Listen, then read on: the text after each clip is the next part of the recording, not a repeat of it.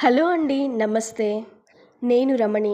Health tips ఛానల్లో ఈరోజు మనం తెలుసుకోబోయే విషయం ఏంటంటే చుండ్రు సమస్య.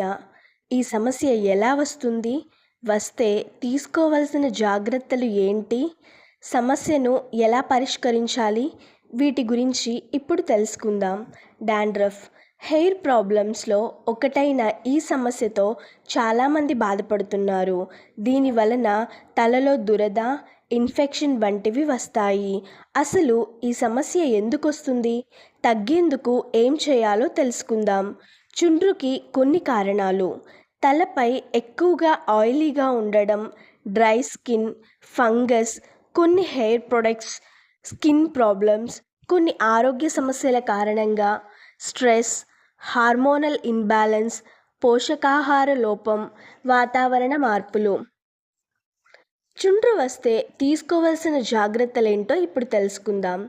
రెగ్యులర్గా తలస్నానం చేయాలి. తలస్నానానికి వాడే నీరు మరీ వేడిగా, మరీ చల్లగా లేకుండా చూడాలి. అదేవిధంగా మీరు వాడే టవల్, దుప్పట్లు, పిల్లో కవర్స్ ఎప్పటికప్పుడు క్లీన్ చేస్తూ ఎండలో ఆరబెట్టాలి. మీరు వాడే దువ్వెనలు కూడా వారానికి ఒకసారి క్లీన్ చేయాలి. ఇవన్నీ పాటించడం ద్వారా చుండ్రు సమస్య ఎక్కువ కాకుండా కొంతవరకు జాగ్రత్త పడవచ్చు. చుండ్రు తగ్గడానికి పరిష్కారాలు: కలబంద స్కాల్ప్ను ఆరోగ్యవంతంగా ఉంచుతుంది.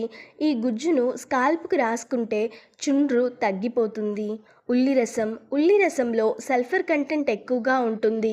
ఉల్లి రసం అప్లై చేయడం వలన చుండ్రు సమస్య తగ్గి జుట్టు రాలడం ఆగిపోతుంది.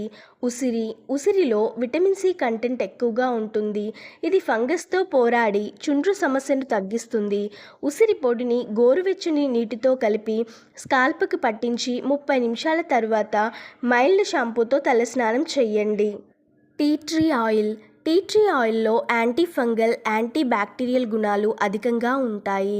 ఇవి చుండ్రు సమస్యను తగ్గించడంలో సహాయపడతాయి. కొబ్బరి నూనెలో టీ ట్రీ ఆయిల్ కలిపి రాసుకుంటే మంచిది. ఇలాంటి మరిన్ని వీడియోస్ కోసం మన ఛానల్ని లైక్ చేయండి, సబ్స్క్రైబ్ చేయండి.